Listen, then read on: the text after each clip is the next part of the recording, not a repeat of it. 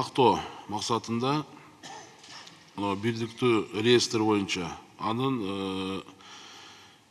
коопсуздугу мени кызыктырып атат да. Биринчиден, Жеңиш Башпиевич, сиз берген маалыматта, мына мен окуп чыктым. Бирдиктүү реестрге бүт укук коргоо органдары кошулду, улуттук коопсуздук кызматынан башкасы деп турат да. Улуттук коопсуздук кызматынын жетекчиси биз даярбыз, кошулдук деп атат. Ошон бир тактап кетсек, бул бир. Экинчиден, жергиликтүү бийлик ушул реформаны ишке ашыруу максатында сиз айтып кеттиңиз, тиешелүү жумуштарды аткарып атат деп. Бирок ошону менен биргеликте сиз берген маалыматта бир гана Жалал Абад областы менен Ысык Көл областы маалыматты бериптир да, жасап аткан иш аракеттер боюнча. Мен коопсуздук маселеге көңүлүңүздү бурганын себеби, Кудай сактасын, эгерде бул система бузулуп калса эмне болот?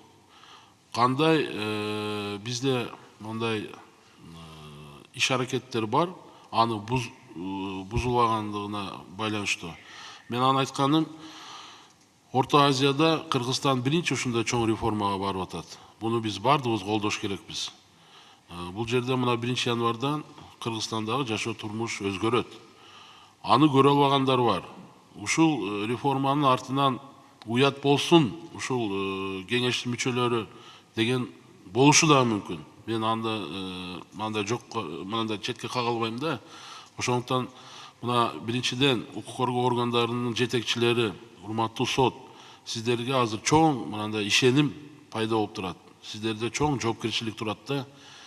Ошондуктан мына бардыгыңыздарды даярдап атасыздар. Ошо Кудайым колдосун. Биз болгон мүмкүнчүлүгүбүздүн бардыгыбыз сиздерди колдогонго эле жумшайбыз. Ошого мына коопсуздук боюнча бир ойлоруңуздарды айтып койсоңуздар.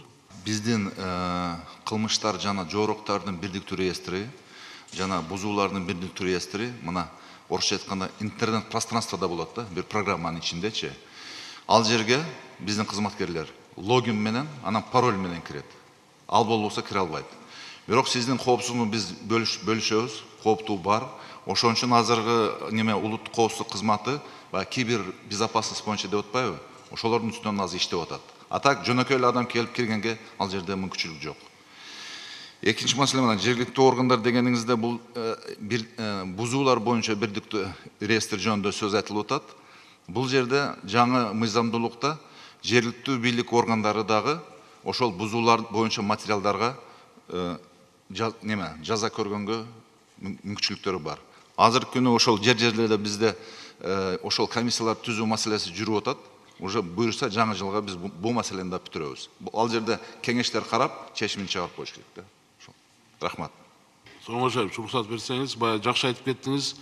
Азыркы кээ жетекчилер эски ой жүгүртүү менен жүрүп атат. Ушул реформа ишке ашпасын деген максатта ар кандай ойлорду айтат деп айтып кеттиңиз, туура.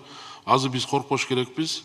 Азыркы күндө мына сот, укук коргоо органдарынын астында мындай тарыхый миссия турат да.